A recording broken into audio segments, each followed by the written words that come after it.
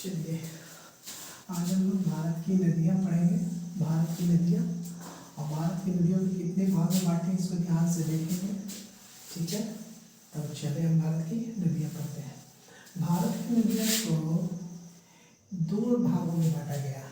भारत की नदियों को दो भाग में बांटा गया है। भारत की नदियों को दो भाग में बांटा है।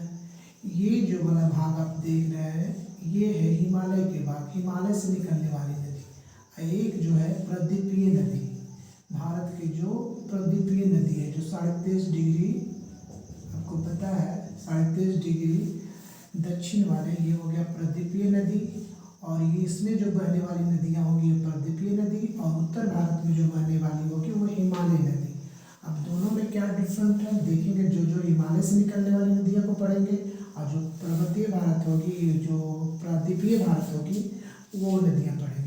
तो ठीक है, चलते हैं हम हिमालय में। हिमालय में नदी आपको पढ़ना है तीन नदी। तीन नदी में इम्पोर्टेंट, एक है सिंधु नदी, एक गंगा नदी, एक ब्रह्मपुत्र नदी। तो सिंधु नदी के बारे में पढ़ना क्या है, इसकी सहायक नदी जानते हैं, झेलम है, चिनाब है, रावी है, ब्यास है, सतलज है। गंगा को जानते हैं, यमुना है, रामगंगा, चंबल, सोन और गंडक, बहुत सारी नदियां हैं गंगा की सहायक नदी। ब्रह्मपुत्र का भी उसी तरह सहायक नदी है, मानस है, शंखोशी है, सुबनसिरी है, धनसिरी है, ये ब्रह्मपुत्र की है। ये हिमालय से निकलने वाली नदियां हैं, ये जो है हिमालय से निकलने वाली। प्रदीपीय भारत में कौन कौन सी नदियों के बारे में पढ़ेंगे, तो महानदी के बारे में पढ़ेंगे, नर्मदा के बारे में पढ़ेंगे, और ताप्ती के बारे में, गोदावरी के बारे में, कृष्णा के बारे में, कावेरी के बारे में। इसके अलावा बहुत सारी नदियां हैं। लूनी नदी पढ़ेंगे हम लोग, लूनी नदी है, लूनी पेरियर नदी है। तो ऐसे में बहुत सारी नदियां हैं, लेकिन मेन है प्रदीपीय भारत की देखिए, महानदी, नर्मदा, ताप्ती, गोदावरी, कृष्णा, कावेरी है। तो आज हम लोग पढ़ेंगे प्रदीपीय भारत की नदी के बारे में पढ़ेंगे। प्रदीपीय नदी और हिमालय नदी के बारे में पढ़ेंगे आज। और इससे देखते हैं कि हिमालय की नदी और प्रदीपीय नदी में क्या अंतर है। कभी कभी क्वेश्चन इससे भी बन जाता है कि हिमालय नदी में क्या खूबी है और प्रदीपीय नदी में क्या बनते हैं। तो देखिए, हिमालय नदी है एक नवीन है, न्यूनतम, ये नया नदी बोल सकते हैं इसको, नवीन नदी है। और जबकि प्रदीपीय नदी जो है एक प्राचीन नदी है। अच्छा, ये सदाबहार नदी होती है। बोलिए सदाबहार क्या, सालों भर पानी इससे गिरते रहता है हिमालय नदी से। हिमालय नदी से जैसे ग्लेशियर पिघल के गिरते रहेंगे या वर्षा होती रहेगी उससे भी गिरती रहेगी। ये बड़ा अफवाह बनाती है, ये जो हिमालय की नदी है बड़ा अफवाह बनाती है। मतलब सिंधु हो, चाहे गंगा हो, चाहे ब्रह्मपुत्र हो, ये सब बड़ा अफवाह बनाती है। लेकिन प्राचीन नदी में ऐसा नहीं है। ये प्रदीपीय नदी में प्राचीन नदी होती है, मौसमी नदी है। ये मौसम के यानी वर्षा पे निर्भर करती है, या मौसम पे करती है, या वर्षा पे निर्भर करती है ये नदियाँ। ये छोटा अफवाह बनाती है। ये प्रदीपीय नदी कैसे बनाती है, छोटी अफवाह बनाती है। तो दोनों में अंतर देख लें, इससे भी क्वेश्चन आपका एग्जाम में बनता है।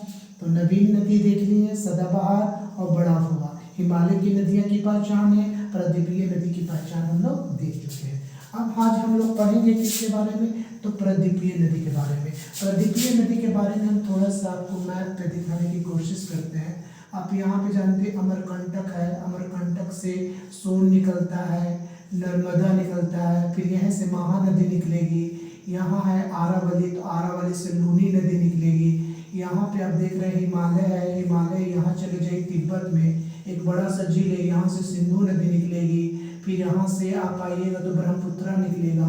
फिर मालूम होगा कि गंगा निकलेगा यहाँ से। फिर यहाँ आइए महाराष्ट्र से आ जाइए, गोदावरी निकलेगा, फिर कृष्णा निकलेगा, फिर उसके बाद कावेरी निकलेगा। तो ये सब नदियाँ हैं। तो ये हम एक बड़ा मैप से हम आपको बता देंगे। अभी ये फिलहाल में अभी हम लोग देखते हैं प्रदीपीय नदी में। प्रदीपीय नदी में सबसे पहले हम लोग पढ़ेंगे आज महानदी के बारे में। महानदी से जितने भी क्वेश्चन बनेंगे हम उसको कर लेंगे आज। तो देखते हैं महानदी से क्या बनती है। पहला महानदी देखिए, महानदी पहले तो आप देख लें मैप में महानदी कहाँ है। तो याद रखिएगा महानदी छत्तीसगढ़ से निकलती है। छत्तीसगढ़ थोड़ा सा एमपी टच करती है, फिर ये यहाँ उड़ीसा जाती है, और उड़ीसा ये बंगाल की खाड़ी में गिर जाती है, बंगाल की खाड़ी में गिर जाती है। तो याद रखिएगा ये प्रदीपीय भारत की नदी है महानदी। महानदी देखिए 3 राज्य से होकर गुजरती है। सबसे पहला क्वेश्चन आप ये याद रखिएगा कि महानदी कितने राज्य से होकर गुजरती है, तो 3 राज्य से। कौन कौन, तो छत्तीसगढ़, एमपी और उड़ीसा। क्लियर है। इसकी लंबाई कितनी है, तो 855 किलोमीटर है। कितना है, 855 किलोमीटर। ये कहाँ से उत्पत्ति होती है, तो रायपुर पहाड़ी से। रायपुर कहाँ पता है, छत्तीसगढ़ से है, तो छत्तीसगढ़ से रायपुर की पहाड़ी से क्या होती है, ये उत्पत्ति होती है। चलिए, इसके बेसिन में पीली मिट्टी पाई जाती है।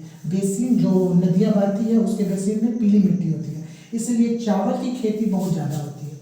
चावल की खेती के लिए बहुत उपयोगी है कौन, छत्तीसगढ़। इसीलिए छत्तीसगढ़ को चावल का कटोरा भी कहा जाता है। गेहूं का कटोरा कहेगा उत्तर प्रदेश है, लेकिन चावल का कटोरा किसे कहा जाता है, छत्तीसगढ़ में। क्यों, क्योंकि इसकी बेसिन में पीली मिट्टी पाई जाती है। अब पीली मिट्टी और चावल के लिए बहुत उपयोगी किया जाता है। आगे आप बताएंगे क्या रिलेटेड इससे। इसी पे हीराकुंड डैम है।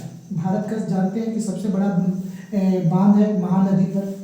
हीरा कैसा होता है, महान होता है, महंगा होता है। तो हीराकुंड किस पे है, तो महानदी पे। याद रखने के लिए ये है। रुद्री बांध भी पाया जाता है महानदी पर। और गंगरेल बांध एक है, वो भी पाया जाता है महानदी पर। तो 3 गो बांध आपको याद हो गया, एक हीराकुंड बांध, रुद्री बांध और गंगरेल बांध। ये किस पे है, तो महानदी पर। चलिए, ये एक क्वेश्चन बहुत अच्छा बनता है कि फर्स्ट यानी प्रथम पंचवर्षीय योजना के तहत यही सबसे पहले हीराकुंड डैम बना था। तो फर्स्ट पंचवर्षीय योजना में कौन सा डैम बना था, तो हीराकुंड बांध। याद रखिएगा, ये इंपॉर्टेंट क्वेश्चन बनता है। अच्छा, ये एमपी और उड़ीसा की सीमा बनाती है। पूछता है कि महानदी किन 2 राज्यों को सीमा बनाती है, तो मध्य प्रदेश और उड़ीसा का सीमा बनाती है। चलिए, कटक इसी शहर के किनारे बसा हुआ। जानते हैं कि उड़ीसा में कटक है। कटक शहर जो है महानदी के किनारे। कटक बहुत सारा क्वेश्चन आता है। चावल अनुसंधान है कटक में, और सुभाष चंद्र बोस जी का जन्म यही कटक में ही हुआ था। आपको याद हो गया। चलिए, अगला आते हैं। अच्छा, उड़ीसा को महानदी जो है, महानदी उड़ीसा का शोक नदी कहा जाता है। उड़ीसा का अगर शोक नदी बोलेगा तो महानदी, शोक नदी कहा जाता है उड़ीसा को। किस, महानदी को। तैयार रखिए, महानदी जो है किस राज्य को शोक नदी के नाम से जाना जाता है, उड़ीसा को। अच्छा, बंगाल का बोलता तो बोलते किसका, तो बंगाल का दामोदर नदी है, दामोदर नदी को कहा जाता है। और बिहार का आप जानते हैं, बिहार का कोसी नदी को कहा जाता है शोक। और असम को जानते हैं, ब्रह्मपुत्रा को कहा जाता है। तो 3-4 क्वेश्चन ऐसा है, आप देख लीजिएगा उसे। चलिए, तो शोक नदी उड़ीसा को। चलिए, इसकी सहायक नदियाँ देखते हैं। शिवनाथ नदी है इसकी सहायक नदी, पैरी नदी है और जोक नदी है। ये 3 नदियां हैं जो महानदी की सहायक नदी है। ये सहायक नदी ऊपर से जो आती मिलती है, ये है शिवनाथ, यानी बाएं से मिलने वाली नदियां कौन है, शिवनाथ। ये दोनों जो नदियां हैं, ये दाएं से मिलने वाली नदियां हैं। कौन, पैरी नदी और जोक नदी। तो ये क्लियर हो गया आपका। चलिए, अब बोलो, भारत का हुआंग नदी किसे कहा जाता है, तो ये महानदी को ही कहा जाता है। महानदी को ही क्या कहा जाता है, भारत का हुआंग नदी कहा जाता है। क्यों कहा जाता है, तो जानते हैं हुआंग नदी चीन का शोक नदी कहा जाता है। चीन का शोक किस नदी को कहा जाता है, तो हुआंग नदी को। हुआंग नदी का तुलना किया गया है महानदी से। क्यों, क्योंकि चीन में भी पीली मिट्टी पाई जाती है और यहाँ चावल की खेती होती है। तो याद रखिएगा, भारत का वह कौन सा नदी है जो हुआंग नदी के नाम से जाना जाता है, तो महानदी के नाम से जाना जाता है। तो ये क्लियर हो गया आपका। अच्छा, और कुछ एक बार और रिपीट कर लेते हैं। महानदी के बारे में पढ़ना जानते हैं। महानदी 3 राज्यों से होकर गुजरती है, छत्तीसगढ़, एमपी और उड़ीसा। इसकी लंबाई कितनी है, 855 किलोमीटर है। ये रायपुर पहाड़ी से निकलती है। अगला बेसिन इसकी बेसिन में पीली मिट्टी पाई जाती है, जो चावल की खेती ज़्यादा होती है, याद रखिएगा। और इसीलिए इसे छत्तीसगढ़ को चावल का कटोरा भी कहा जाता है। हीराकुंड बांध, रुद्री बांध और गंगरेल बांध इसी नदी पर है। फर्स्ट पंचवर्षीय योजना याद रखिएगा, और हीराकुंड बांध बना था। एमपी और उड़ीसा का सीमा बनाती है। कटक इसी शहर पर है, महानदी पर है। अच्छा, शोक नदी उड़ीसा को कहा जाता है। उड़ीसा को किस नदी को शोक कहा जाता है, तो याद रखिएगा महानदी को। सहायक नदी इनका कौन कौन है, शिवनाथ नदी है, पैरी नदी है, जोक नदी है। 3 गो इनकी सहायक नदी याद रखिएगा। चलिए, और भारत का हुआंग नदी भी कहा जाता है। पूछेगा कि भारत का वांग नदी किसे कहा जाता है, तो महानदी के। क्यों कहा जाता है, क्योंकि चीन का शोक है वांग नदी चीन का शोक है। चलिए, पीली मिट्टी भी पाया जाता है ये, और वहाँ चावल की खेती भी होता है, कहाँ, वांग नदी। तो क्लियर है, मुझे आशा लगता है कि आप लोग को बहुत पसंद आया हो, छोटा सा वीडियो बनाया है, और इसको देखिए और समझिए। फिर अगले वीडियो में हम आपको ताप्ती और गोदावरी के बारे में और नर्मदा के बारे में बताएंगे। तो तब तक के लिए